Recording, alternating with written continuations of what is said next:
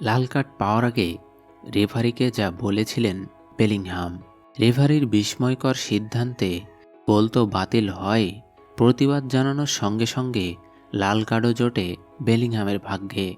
ভ্যালেন্সিয়ার বিপক্ষে রিয়াল মাদ্রিদের জয়ের নায়ক হতে পারতেন বেলিংহাম, কিন্তু রেফারির বিস্ময়কর সিদ্ধান্তে গোল তো বাতিল হয়, প্রতিবাদ জানানোর সঙ্গে সঙ্গে লাল কার্ডও জোটে বেলিংহামের ভাগ্যে।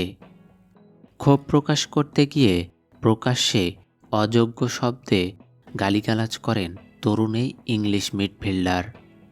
এমন প্রতিক্রিয়াকে সহজভাবে নেননি ম্যাচ পরিচালনার দায়িত্বে থাকা রেফারি গিল ম্যানজানো। গতকাল শনিবার রাতে হওয়া লা লিগার ম্যাচটির ফল ছাপিয়ে আলোচনার কেন্দ্রবিন্দুতে রয়েছে রেফারির বিতর্কিত সিদ্ধান্ত ও এর পরবর্তী ঘটনা প্রবাহ। ভ্যালেন্সিয়ার মাঠ মেস্তাই স্টেডিয়ামে খেলা শেষ হয় 2-2 গোলের সমতায়। তবে মূল পয়েন্ট নিয়ে মাঠ ছাড়তে পারত লিগের পয়েন্ট তালিকায় শীর্ষে থাকা রিয়াল মাদ্রিদ।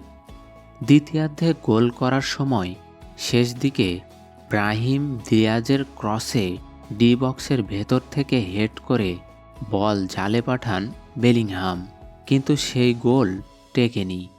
ব্রাহিম ক্রস করার সময়ই অবিশ্বাস্যভাবে শেষ বাঁশি বাজিয়ে ফেলেন রেফারি মানজানো। ফলে গোল উল্লাস করার বদলে ওই সিদ্ধান্তের প্রতিবাদে তাকে ঘিরে ধরেন রিয়ালের খেলোয়াড়রা। ভ্যালেন্সিয়ার ফুটবলাররাও জড়ো হন। বাদ অনুবাদের এক পর্যায়ে মানজানো লাল কার্ড দেখান বেলিংহামকে।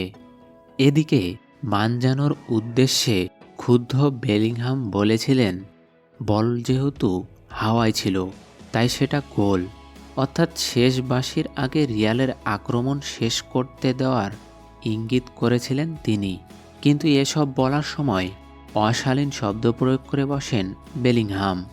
এতে লাল কার্ড পেতে হয় তাকে। ম্যাচের পরে রেফারির সিদ্ধান্ত নিয়ে ক্ষোভ প্রকাশ করেছেন রিয়াল মাদ্রিদের কোচ কার্লো অ্যানচেলতি।